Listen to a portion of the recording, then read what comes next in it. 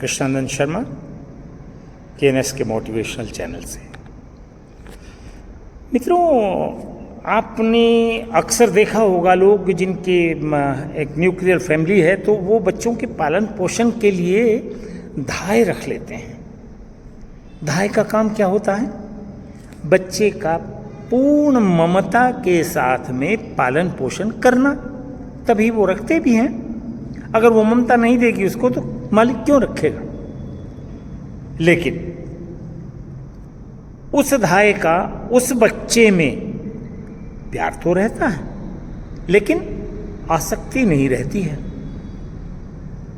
प्यार नहीं रहेगा तो उसका कोई औचित्य ही नहीं है। अब एक दिन कल्पना करिए, मालिक ने किसी बात पर उस धाय को बच्चे के पालन पोषण की जिम्मेदारी से हटा दिया। क्या धाय को तकलीफ होगी? हाँ, होगी तो, लेकिन किस बात की? उसको नौकरी जाने की, जो उसकी इनकम हो रही थी, जो आमदनी हो रही थी, जो उसको प्राप्ति हो रही थी, वो उसको नहीं होगी। लेकिन जहाँ तक बच्चे का सवाल है, बच्चे में क्योंकि उसकी कोई आसक्ति नहीं थी, उसके पालन पोषण के लिए उसको पैसा प्राप्त हो रहा था। अगर उसकी आसक्ति होती तो उसको तकलीफ होती। तकलीफ उसको इसलिए हुई कि उसकी आसक्ति थी पैसा प्राप्त करने में। तो इसी संदर्भ में मैं आपको एक चीज कहना चाहता हूं कि हम प्राणी मात्र इस संसार में ईश्वर के भेजे हुए जीव हैं। कुछ जिम्मेदारियां हमको दी गई हैं। उन जिम्मेदारियों को पूर्ण करना हमारा दायित्व तो है, लेकिन उनमें आसक्ति रखकर अगर हम संसार में लिप्त होते हैं तो विधान के विपरीत होता है।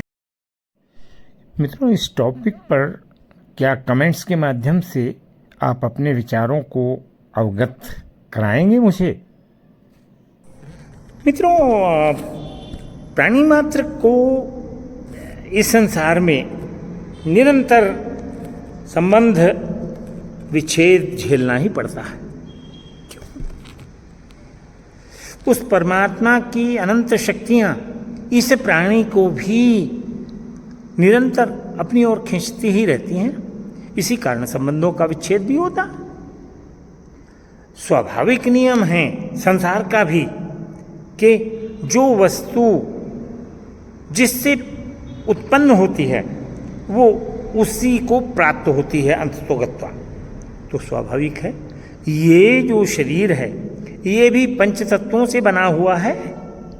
उस परमात्मा ने इस संसार में हमें कुछ उन जिम्मेदारियों को पूर्ण करने के लिए भेजा है। हमारा इस संसार में किसी वस्तु से, किसी प्राणी से निरंतर जब तक हम इस संसार में हैं संयोग विछोह होता ही रहता है। ये नियम है, सांसारिक नियम है। जीव की स्वाभाविक गति इसी में है कि वो सांसारिक बाधाओं को, इस लिप्तता को छोड़कर उसमें विलीन हो, तभी उसको पूर्णता प्राप्त होती है।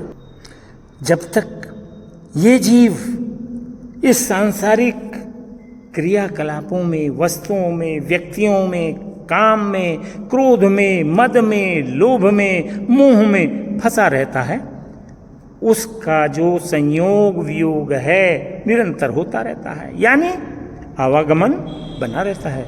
उसकी मुक्ति नहीं होती है। जब उस परमात्मा की कृपा होती है तभी इन सब चीजों से छुटकारा मिलता है। ये संसार एक हमें संकेत भी देता है कि मैं तुम्हारा अंतिम लक्ष्य नहीं हूं। तुम्हारा अंतिम लक्ष्य परमपिता परमात्मा है। इसी कारण संसार में भी परिवर्तन होते रहते हैं, पर उस परिवर्तन को हम समझ ही नहीं पाते हैं। क्यों? स्वार्थवश। जैसे मैंने पहले कहा कि धाय को जब मालिक हटा देता है तो उसको तकलीफ तो होती है, लेकिन इस बात की कि भाई उसको जो पैसा मिल रहा था वो बंद हो जाता है। हाँ, तकलीफ वैसे भी होती है थोड़ी बहुत भाई, क्योंकि आसक्ति तो हो जाती है थोड़ी बहुत, लेकिन उसको मूलतः उसका दुख होता है।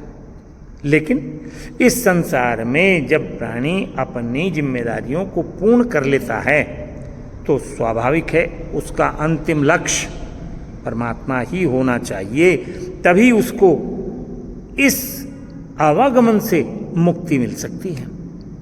आशा है मेरी बात से आप संतुष्ट होंगे। चाहें तो आप इस चैनल को सब्सक्राइब करें और अपना कोई आपकी इस तरीके की क्वेरी हो, कोई कमेंट हो, कोई जानकारी हो तो आप अपने कमेंट्स में उसको देने का प्रयास करें।